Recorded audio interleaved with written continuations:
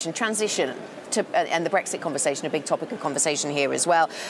Does it really matter to you if it's 2 years or 3 years or 2 3/4 years, as some of the reporting seems to suggest the debate is about at the moment? Well, the first thing is that the Florence speech that the Prime Minister made a couple of weeks ago really moved things on. And the fact that transition now feels like core Tory policy is very, very good news.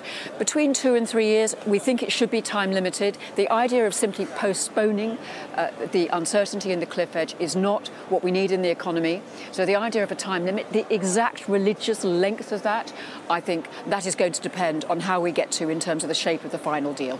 Depends on the negotiations. It does. So Chancellor Hammond has been calling on businesses over the last 24 hours to help him persuade those members of the Cabinet who might not be entirely convinced on the need for transition of the need.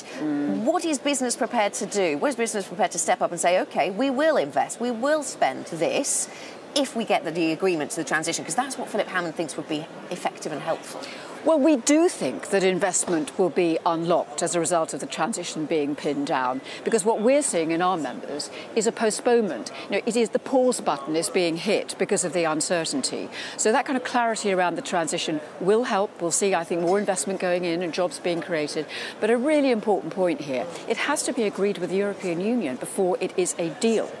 And that's why we think urgency needs to be really, this matters, speed matters. We need the transition to be agreed with the European Union by the end of the year to open up trade talks and the shape of the future deal in the first 3 months of next year. That's what will really unlock investment. Yes, and are you any closer to understanding what kind of a trade deal we'll get at the end of the Brexit process, the transition to, well, where?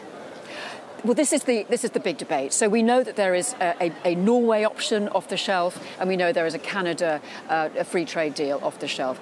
I think which have been rejected in Florence, weren't they? Neither of them are what the UK wants. We think neither of them are what the European Union wants. So I think we are now talking about what that deal looks like that maintains as much of what we have now. The European Union cares about that as well. And as the Prime Minister said, we agree it is time for creativity and innovation. The sooner we can get to that conversation, the better.